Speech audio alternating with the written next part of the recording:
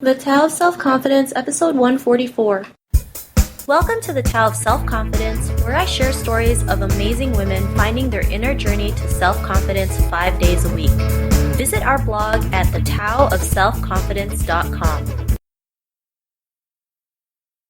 Well, hello friend. Welcome to the Tao of Self-Confidence, where I share stories of amazing women who have discovered their inner journey to self-confidence. I'm your host today, Sheena Yap Chan, and today I have a special lady on today. She is the founder of Dawning Soul, and she's here today to share her story in self-confidence. And, I'm just really glad to have her on. So without further ado, I'm going to introduce you to Jennifer Gabiola. Jennifer, how are you today? Maybe you can fill in a little bit more about yourself to our listeners. Hi, Sheena. I'm happy to be here. I'm grateful for this opportunity to share my story and my voice. I resonated with you because I feel like self-confidence is really the core. It's the foundation of you really making an impact on your life first, and then to impact others. If you don't have that strong sense of who you are and belief that your life is being used for something greater, it's going to be difficult for you to really make an impact on other people's lives, because people can feel your conviction. So I'm really passionate about that. So my business is called Dawning Soul, and I love helping introverted leaders own their quiet voice and fierce power to build brands that make a big impact. And how I do that is through soulful strategy and exquisite design, and also helping them with their presence and style, because I've found that, like I was mentioning earlier, when you really can embody who you are, you become magnetic. And I feel like as an introvert, I don't really like to talk a lot or even try to be the loudest person in the room. But I found that when I tune into my own energy and vibe, then my vibe speaks for itself. People can feel your energy. And that I feel like as introverts, that's such a strength, to be able to be so in tune with yourself and feel out people and opportunities that feel aligned with you. Awesome. Well, thanks for sharing that. And, a lot of people think confidence means you have to be loud and boisterous, but you don't have to. You can still be an introvert and still have that confidence to carry. So, I really love that, you do help people who are a little bit more introverted be able to bring out their voice into the world. So thanks for sharing that. And Jennifer, what's your cultural background? I'm Filipino, so I'm Asian. So it's interesting. I love how your podcast talks about confidence, and I just feel like in the Asian culture, it's just this message just needs to be shared about where genuine self-confidence comes from, because I feel like in our culture, so much of it is based on your performance, and it's a high level of performance. It's not just doing things okay. It's a high, consistent level of excellence, and that can wear on your soul and your spirit. So I feel like your platform is really a powerful way to help spread that message of just being easy on yourself and just giving yourself permission to do your best, whatever that looks like for you, and not try to prove your worth. Because I think that's where the burden comes in, when you feel like you're constantly performing to try to prove who you are, to prove your worth, prove that you're a good person or anything. Just the sense of proving yourself. I just feel like that's very detrimental to your overall growth and well-being. Thanks for sharing that. And, it's true, right? Especially in Asian culture, so many people are people of influence, they're always telling us, you got to do this, you got to do that. If not, you're not considered the good daughter, the good wife, the good sister. And it's not just that too. It's also physical appearances, especially in the Philippines, right? It's if you're dark skinned, it's you're considered ugly, and it's... I know! What is that about? I think that's just... honestly, I think that's universal. The darker your skin color, it's considered bad or dangerous or whatever. I'm what?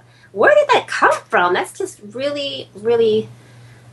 so backward, Yeah, totally. And especially in the Philippines, they have all these whitening creams, right? It's yes! Oh my God, yes. It's insane. It's really insane. I just believe everyone's beautiful, right? It doesn't matter what skin tone, whatever you look like, I believe every person's beautiful. So, I just really want to point that out, because especially in Filipino culture, that is really huge, right?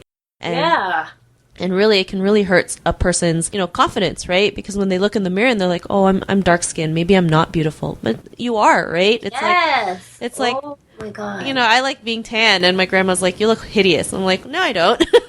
Right? It's just someone's perception, and people have to realize these are just all people's perception. Like, if you look in the mirror and see how beautiful you are, then that's all that matters. So, thanks for sharing that.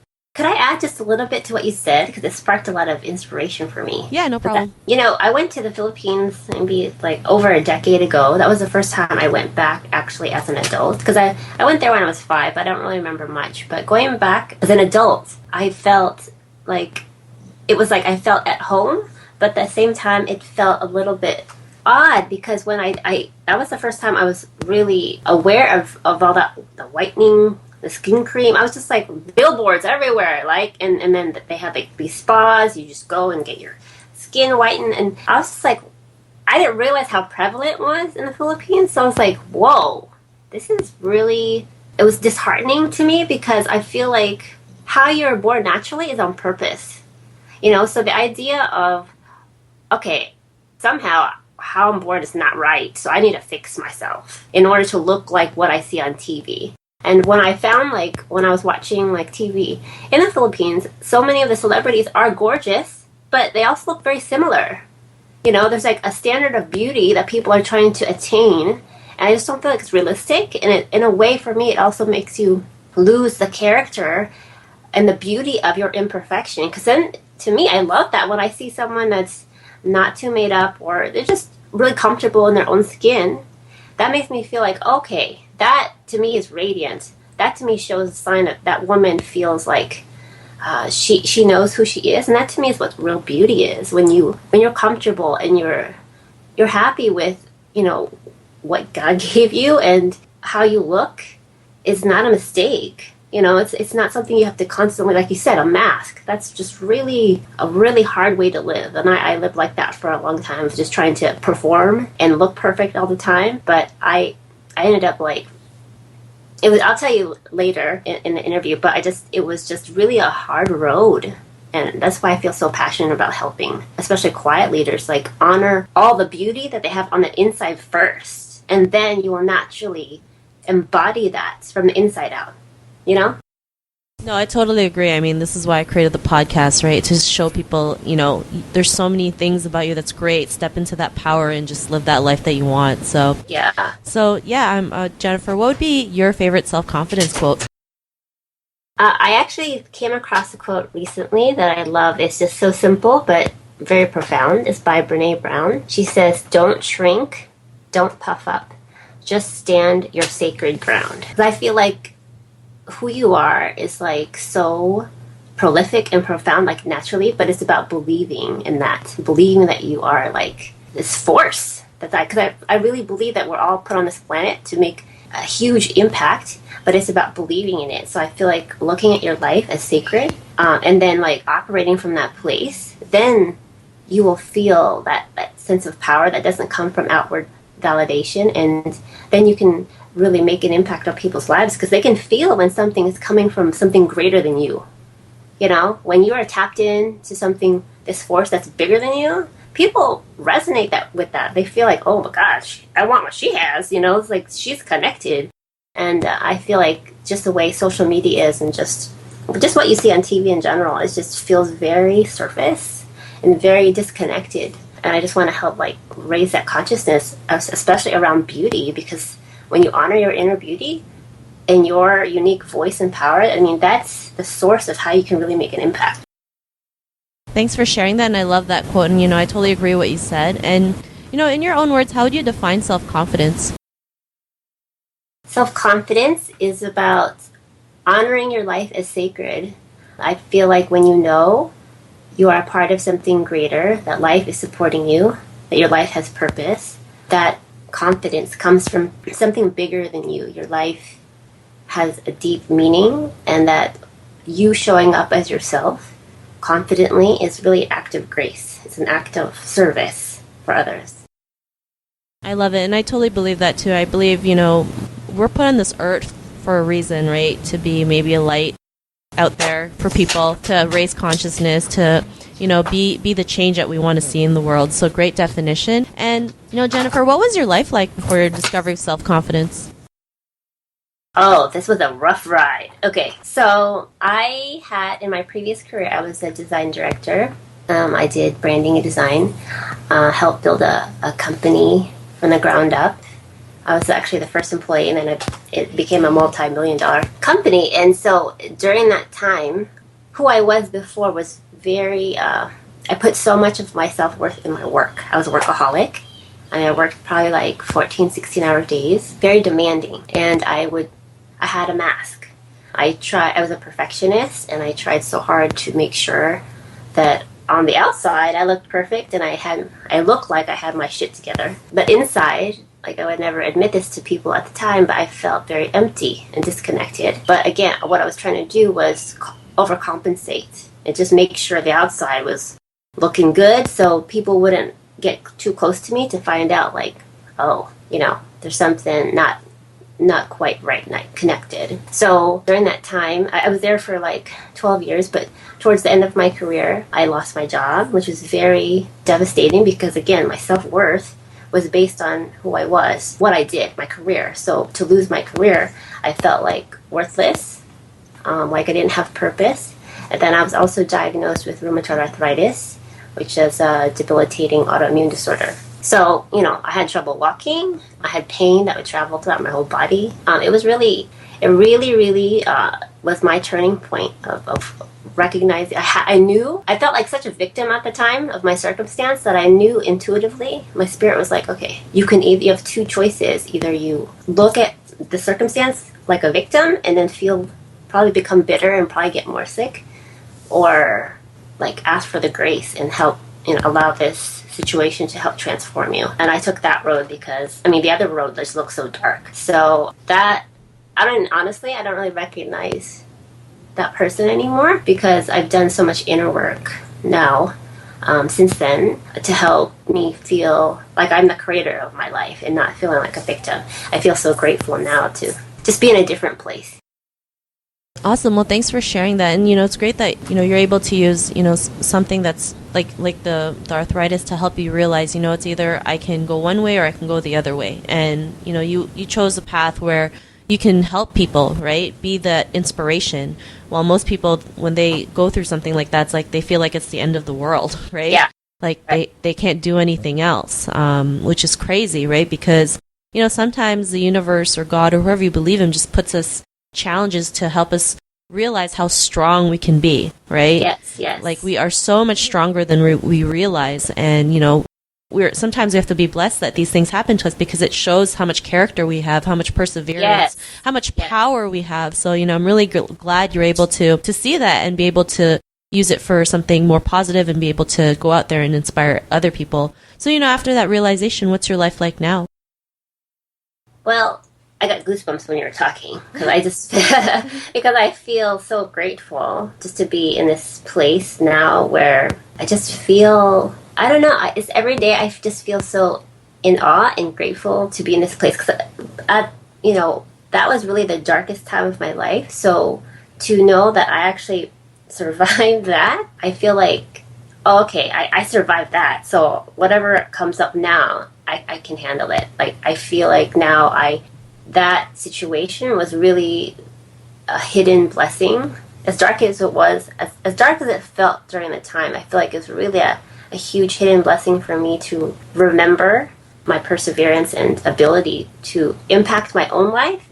And then now that I'm being more brave and showing my vulnerabilities and just being really honest and kind to myself, that I can reflect that to people too. Because I found that now, because I'm more comfortable with myself and okay with sharing like what I went through, more people can resonate with me. More people are like, oh, okay, I can connect with her easily. Because before I would have some sort of like, I'd keep people at a distance because I was trying to maintain that mask, So now it's like, well, I have boundaries, but at the same time, it's like I don't really have things to hide, It's less pressure.